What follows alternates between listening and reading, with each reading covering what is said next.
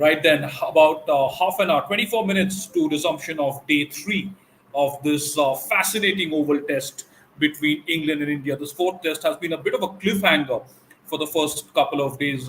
In the first test match at Trent was drawn. Of course, the final day was washed out with India needing 157 runs. England needed 10 wickets there. Beg your pardon, 9 wickets on the final day, but that was rained out. The second test match went to India at Lords.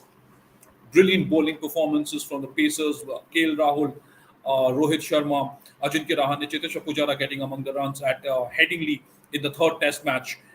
England just completely outplayed India. All out for India were all out for 78 in that first innings. Didn't make much of a fight in that second innings, apart from besides those innings from Kohli and Pujara.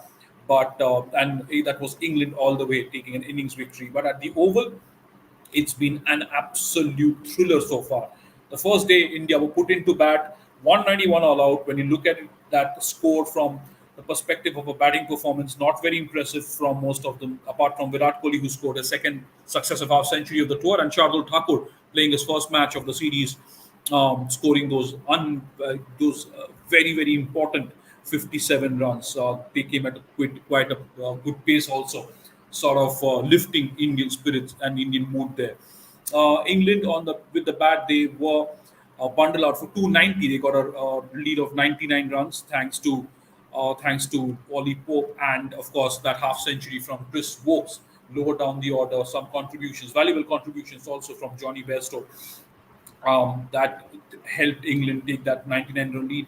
You could, kind of argue, you could question a few of the Indian decisions. A lot of runs came in that third man region, and England managed that 99-run lead, which was a significant lead in the context of this game. But thanks to KL Rahul and Rohit Sharma, India have wiped off a bit of the deficit. They were 43 for no loss at stumps. India still trailing with 56 stumps, of course, and they want to try and first get past that, get a lead in the first session, and then try and put some pressure on England.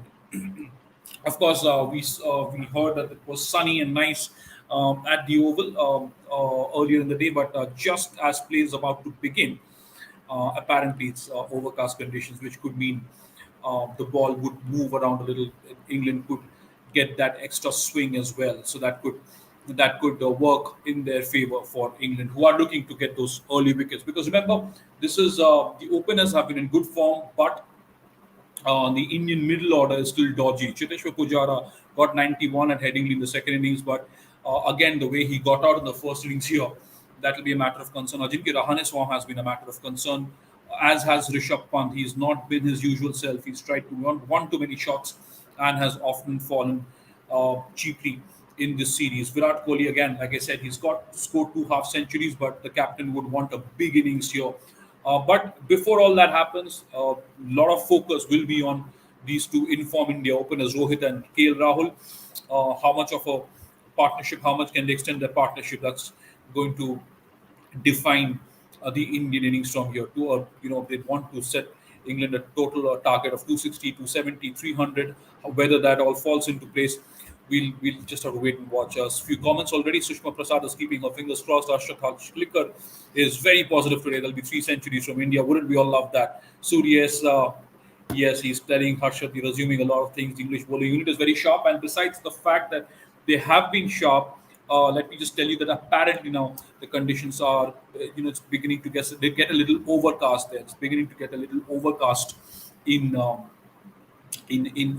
the Oval, which means that there could be that extra assistance for the England team as well. We've spoken a lot about India's batting and how where India have been found wanting a lot of that back foot play that KL Rahul showed yesterday and sometime earlier in the series as well. That's something that these are things that they'll have to really work out. Small little nuances when you're playing in England. And Virat Kohli has often stressed on the need to check your ego when you are there playing against the likes of James Anderson. Craig Overton has been so impressive. Robinson has been so impressive. So this is a very impressive English bowling lineup, and you not want to underestimate them at any stage. Things can change very, very quickly in a test match in England. Sorias is asking how should the team plan the innings. Well, look, it is simple as of now. You'd want to see that Rohit and KL Rahul bat as long as possible, get that lead, wipe off that deficit, because the 99-run lead now is not big, it's not looking all that big at this moment.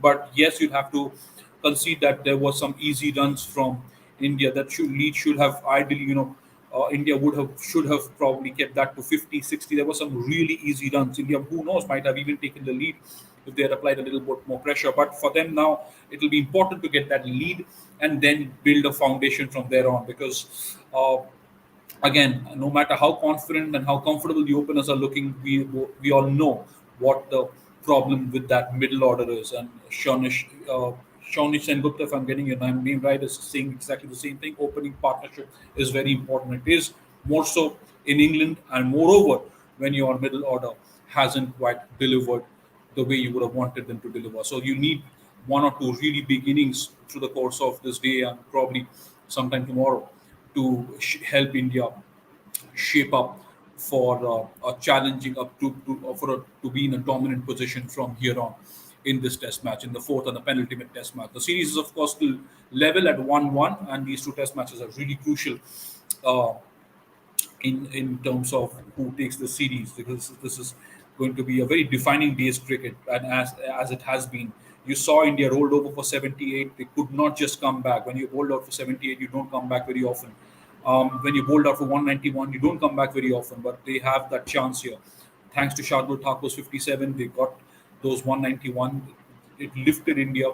Thanks to some spectacular bowling performances, Umesh Yadav in particular, you've you've come back, you've come to a position where this is looking like a situation where India can really push their case and go to go and consolidate the position and hopefully push for a victory in a couple of days. There's plenty of cricket left, of course, just 2 days of cricket, and you've seen the third innings is underway. There's plenty of cricket left in this test match, and things, like I said, can change very, very quickly in England. If it's overcast conditions, you probably England's bowlers would probably feel a little happier. They'd come out with a bit of a smile against this Indian batting lineup. Well, thank you so much for joining me. Just about 17 minutes, 16 minutes away from day three to resume. We'll join you back very shortly for the lunch update, as well as updates at stumps on day three of this Oval Test match between England and India. Thank you so much for joining me. Do subscribe to Sports Today and have a very, very good afternoon. Thank you.